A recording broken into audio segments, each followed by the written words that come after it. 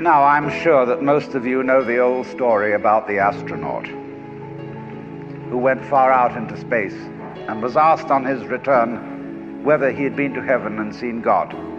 And he said yes. And so they said to him, well, what about God?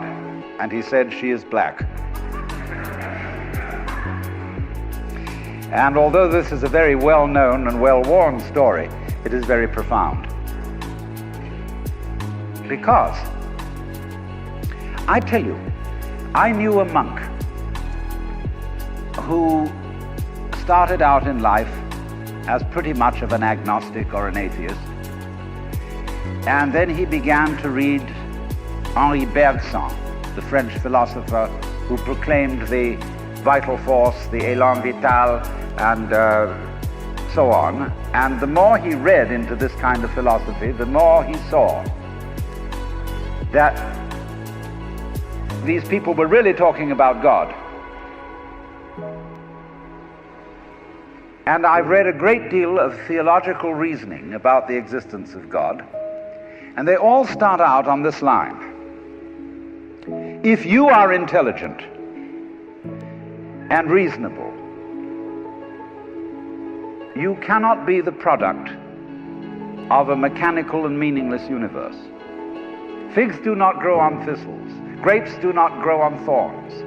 And therefore, you, as an expression of the universe, as an aperture through which the universe is observing itself, cannot be a mere fluke. Because if this world peoples, as a tree brings forth fruit, then the universe itself, the energy which underlies it, what it's all about, the ground of being, as Paul Tillich called it, must be intelligent. Now, when you come to that conclusion, you must be very careful, because you may make an unwarranted jump. Namely, the jump to the conclusion that that intelligence, that marvelous designing power which produces all this, is the biblical God. Be careful. Because that God, contrary to his own commandments, is fashioned in the graven image of a paternal, authoritarian, beneficent tyrant of the ancient Near East.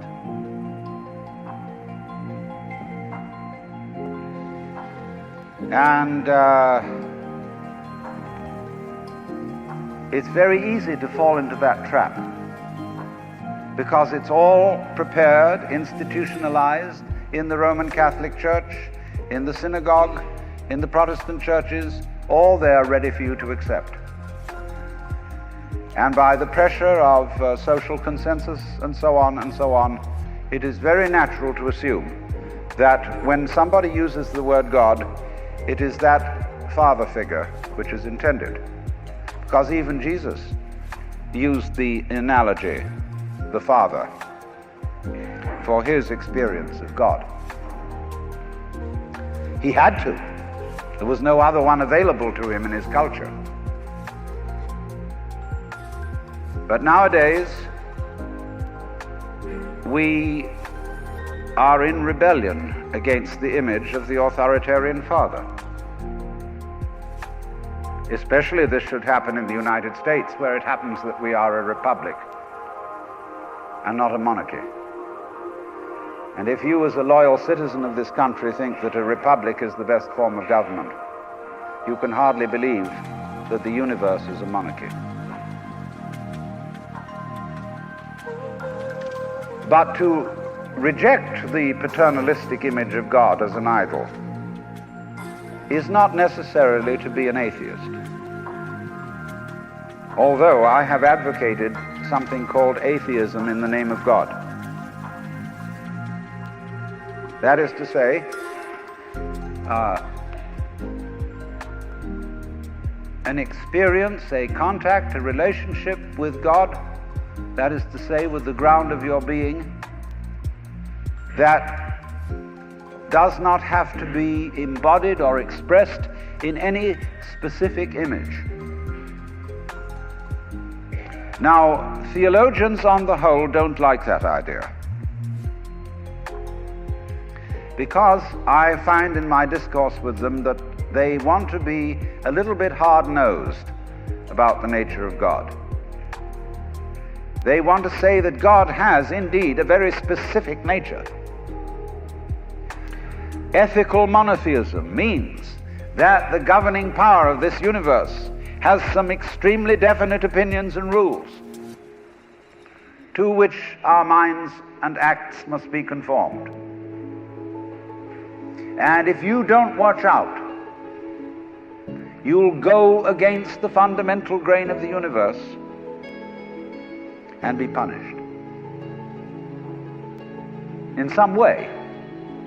Old-fashionedly, you will burn in the fires of hell forever. More modern-fashionedly, you will fail to be an authentic person. It's another way of talking about it. But there is this feeling, you see, that there is authority behind the world, and it's not you. It's something else. Like we say, that's something else that's far out. And therefore, this Jewish, Christian, and indeed Muslim approach makes a lot of people feel rather strange, estranged from the root and ground of being. There are a lot of people who never grow up and are always in awe of an image of grandfather. Now, I'm a grandfather. I have 5 grandchildren, and so I'm no longer in awe of grandfathers. I know I'm just as stupid as my own grandfathers were, and therefore I'm not about to bow down to an image of God with a long white beard. Now, naturally, of course, we intelligent people don't believe in that kind of a God, not really. I mean, we think that God is spirit, that God is very undefinable and infinite and all that kind of thing. But nevertheless, the images of God are have a far more powerful effect upon our emotions than our ideas. And when people read the Bible and sing hymns, Ancient of Days, who sittest throned in glory, immortal, invisible, God only wise, in light inaccessible, hid from our eyes, they still got that fellow up there with a beard on. It's way in the back of the emotions. And so we should think, first of all, in contrary imagery. And the contrary imagery is, she's black. Imagine instead of God the Father, God the Mother. And imagine that this is not a luminous being, blazing with light, but an unfathomable darkness, such as is portrayed in Hindu mythology by Kali, K-A-L-I, the Great Mother, who is represented in the most terrible imagery. Kali has a tongue hanging out long, drooling with blood. She has fanged teeth. She has a scimitar in one hand and a severed head in the other. And she is trampling on the body of her husband, who is Shiva. Shiva represents also, furthermore, the destructive aspect of the deity, wherein all things are dissolved so that they be reborn again. And here is this blood-sucking, terrible mother as the image of the supreme reality behind this universe. Imagine, it's the representative of the octopus, the spider, the awfuls, the creepy crawlies at the end of the line, which we're all terrified of. Now that's a very important image, because let us suppose, just for the sake of argument, that all of you sitting here right now are feeling fairly all right. I mean, you're not in hospital. You don't have the screaming mimes. You have a sense you probably had dinner and are feeling pretty good. But you know that you feel that you're fairly good because in the background of your minds, very far off in the background of your minds, you've got the sensation of something absolutely ghastly that simply mustn't happen. And so against that which is not happening, and which doesn't necessarily have to happen, but by comparison with that, you feel pretty all right. And that absolutely ghastly thing that mustn't happen at all is Kali. And therefore, at once, we begin to wonder whether the presence of this Kali is not in a way very beneficent. I mean, how would you know that things were good unless there was something that wasn't good at all?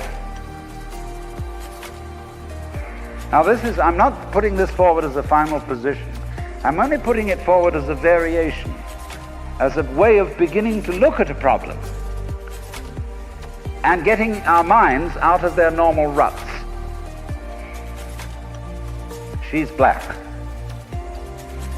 Well, she, first of all, feminine, represents what is called philosophically the negative principle. Now, of course, people who are women in our culture today and believe in women's lib don't like to be associated with the negative because the negative has acquired very bad connotations. We say accentuate the positive. Well, that's a purely male chauvinistic attitude. How would you know that you were outstanding unless by contrast there was something instanding?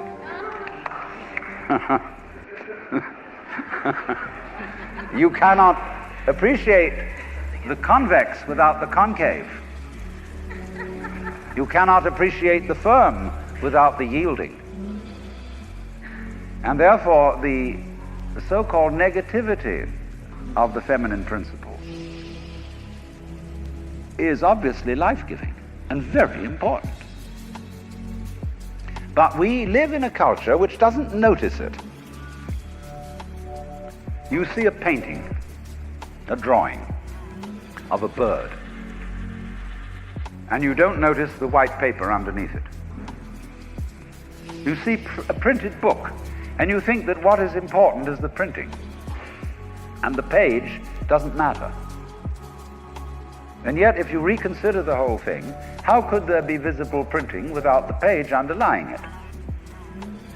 What is called substance, that which stands underneath, underneath, stands. To be substantial is to be underlying, to be the support, to be the foundation of the world. And of course, this is the great function of the feminine, to be the substance. And therefore, the feminine is represented by space, which is of course black. That's right. But were it not for black and empty space, there would be no possibility whatsoever of seeing the stars. Stars shine out of space, and astronomers, very high-powered astronomers, are beginning to realize that stars are a function of space. Now that's difficult for our common sense, because we think that space is simply inert nothingness.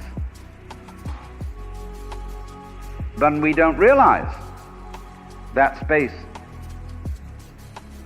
is completely basic to everything. It's like your consciousness. Nobody can imagine what consciousness is. It's the most elusive, whatever it is, that there is at all, because it's the background of everything else that we know. Therefore, we don't really pay much attention to it. We pay attention to the things within the field of consciousness, to the outlines, to the objects, to the so-called things that are in the field of vision, the sounds that are in the field of hearing, and so forth. But what it is that ever it is that embraces all that we don't pay much attention to it. We can't even think about it. It's like trying to look at your head. You know, you try to look at your head, and what do you find? You don't even find the black blob in the middle of things. You just don't find anything. And yet that is that out of which you see, just as space is that out of which the stars shine. So there's something very queer about all this. That which you can't put your finger on, that which always escapes you, that which is completely elusive, the blank, seems to be absolutely necessary for there to be anything whatsoever. Now let's take this further. Kali also is the principle of death, because she carries a scimitar in one hand and a severed head in the other. Death. This is tremendously important to think about. We put it off. Death is swept under the carpet in our culture. In the hospital, they try to keep you alive as long as possible in utter desperation. They won't tell you that you're going to die. They, when their relatives have to be informed that it's a hopeless case, they say, don't tell this to the patient. And all the relatives come around with hollow grins and say, well, you'll be all right in about a month, and then we'll go and have a holiday somewhere and sit by the sea and listen to the birds and whatnot. And the dying person knows that this is mockery. Well, of course, we've made death howl with all kinds of ghouls. We've invented dreadful afterlives. I mean, the Christian version of heaven is as abominable as the Christian version of hell. I mean, nobody wants to be in church forever. Children are absolutely horrified when they hear these hymns which say, prostrate before thy throne to lie and gaze on thee. They can't imagine what this imagery means. I mean, in a very subtle theological way, I could wangle that statement around to make it extremely profound. I mean, to be prostrate at once and to gaze on the other hand, see, is a coincidentia oppositorum, a coincidence of opposites, which is very, very deep. But to a child, it is a crick in the neck. And that's the sort of imagery we're brought up with. So the idea of what might happen after death, well, you're going to be faced with your judge, the one who knows all about you. This is Big Papa, who knows you were a naughty boy and a very naughty girl, especially girl, from the beginning of things. He's going to look right through to the core of your inauthentic existence. And what kind of heebie-jeebies may come up. Or you may believe in reincarnation, and you think that your next life will be the rewards and the punishments for what you've done in this life. And you know you got away with murder in this life. And the most awful things are going to happen next time around. So you look upon death as a catastrophe. Then there are other people who say, well, when you're dead, you're dead. Just nothing going to happen at all. So what you got to worry about? Well, we don't quite like that idea, because it spooks us. You know, what's it be like to die? To go to sleep and never wake up? Well, a lot of things it's not going to be like. It's not going to be like being buried alive. It's not going to be like being in the darkness forever. I tell you what, it's going to be like as if you never had existed at all. Not only you, but everything else as well. There was never anything, and there's no one to regret it. And there's no problem. Well, think about that for a while. It's kind of a weird feeling you get when you really think about that. You really imagine it. Just to stop altogether. And you can't even call it stop, because you can't have stop without start. And there wasn't any start. There's just no thing. Well, then when you come to think of it, that's the way it was before you were born. I mean, if you go back in memory as far as you can go, you get to the same place as you go forward in your anticipation of the future as to what it's going to be like to be dead. Then you get these funny ideas that this blankness is the necessary counterpart of what we call being. Now, we all think we're alive, don't we? I mean, we're really here? That there is something called existence? You know, the existentialists, Dasein, thrownness, here we are. But how could you be experiencing that as a reality unless you had once been dead?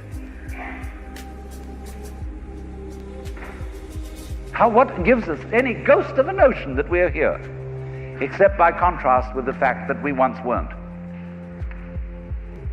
And later on won't we? But this thing is a cycle, like positive and negative poles in electricity. So this then is the value of the symbolism of she is black. She, the womb principle, the receptive, the instanding, the void, and the dark. And so that is to come into the presence of the God who has no image. Behind the Father image, behind the Mother image, behind the image of light inaccessible, and behind the image of profound and abysmal darkness, there's something else which we can't conceive at all.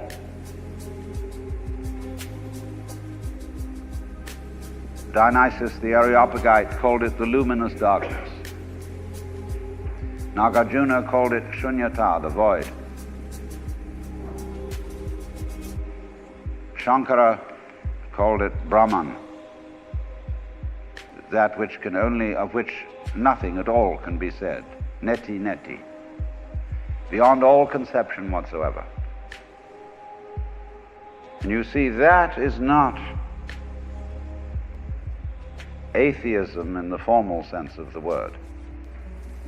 This is a profoundly religious attitude, because what it corresponds to practically is an attitude to life of total trust, of letting go. When we form images of God, they are all really exhibitions of our lack of faith. Something to hold on to, something to grasp. How firm a foundation, what lies underneath us, the rock of ages, or whatever, ein feste Burg.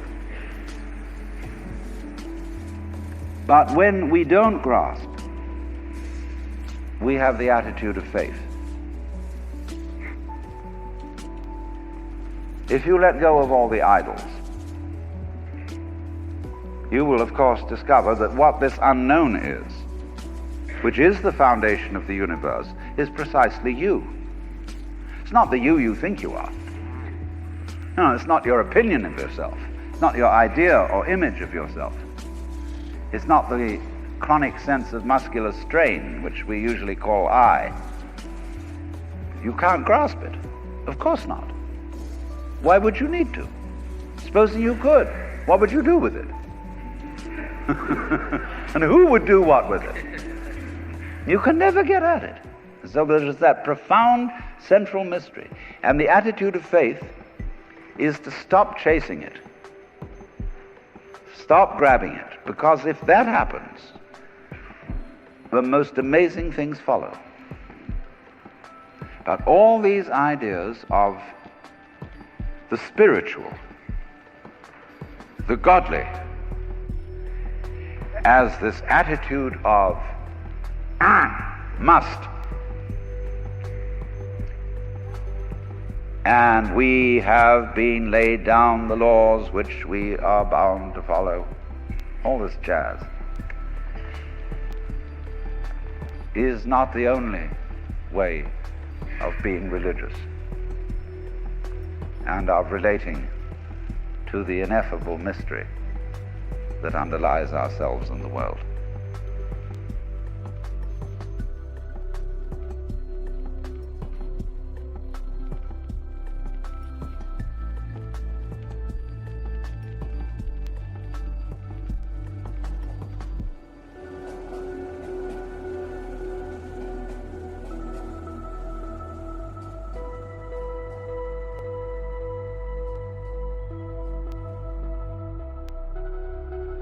Let us suppose that I'm the patient, and you are the students and the doctors.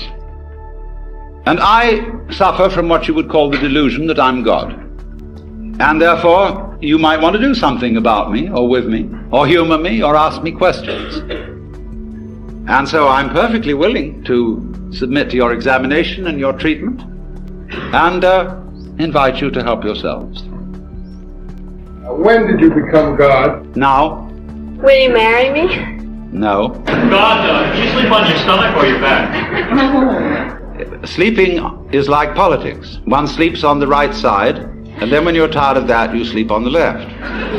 When you're tired of that, you sleep on your back, and when you're tired of that, you sleep on your stomach.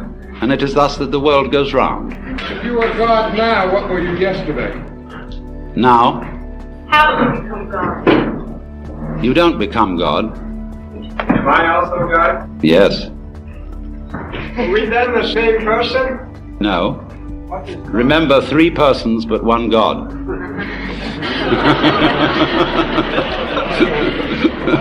God, could you tell us a little about Satan? Could I tell you a little bit about Satan? Yes.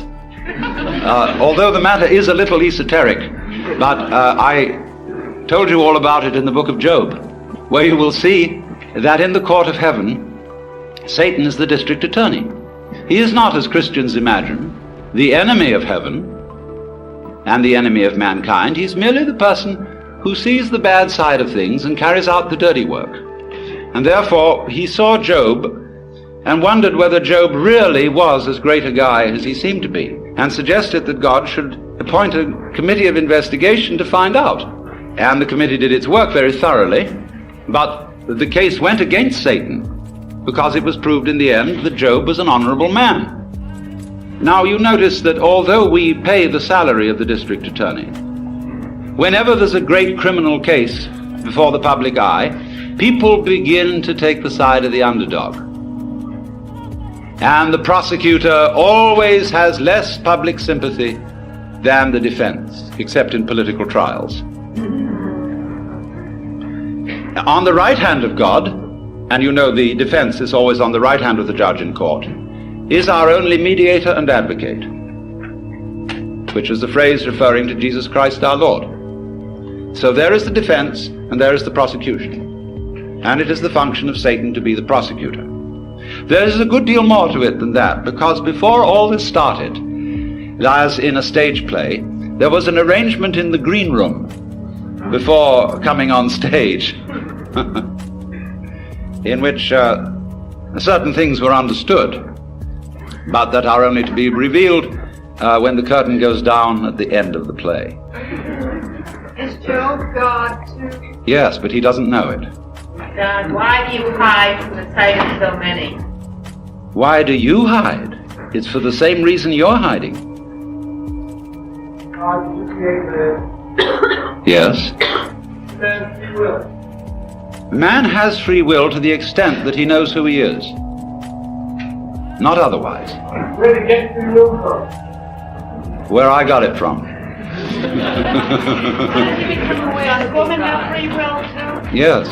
To the extent that she knows who she is, yes. If man has free will to know just what he is, and man is God, then you'd say that you are no more than any God in this room, or any man. That is correct. I'm no more God than any of you.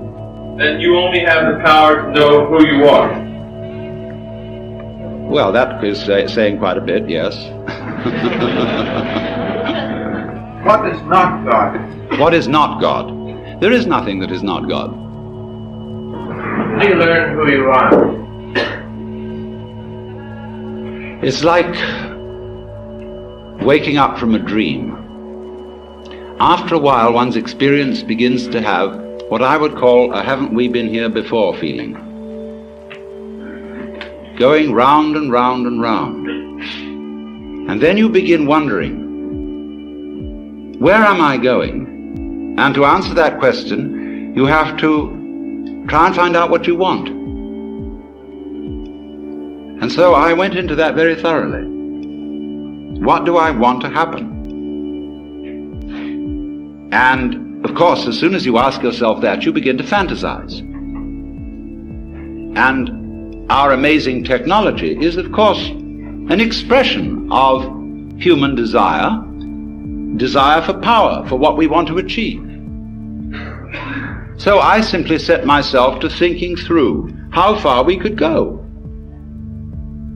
And so I soon found myself at a great push-button place, where I had a fantastic mechanism with buttons available for every conceivable thing I could wish. So I spent quite a bit of time playing with those. And science fiction wasn't in it. You know, you go going like that, and here is Cleopatra. And so on, you know, and then press this button, symphonic music, in 4-channel sound, 16-channel sound, anything, you know, all possible pleasures are available. And when, you know, you're like everybody's dream of the Sultan in the palace, you suddenly notice there's a button labeled surprise. You push that, and here we are.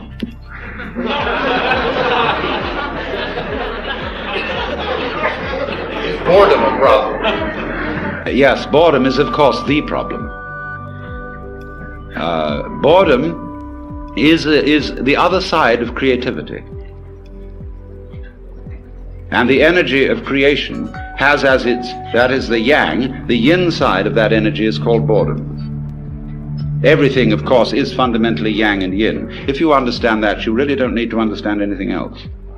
As God, what responsibility do you feel to ameliorate evil in the world?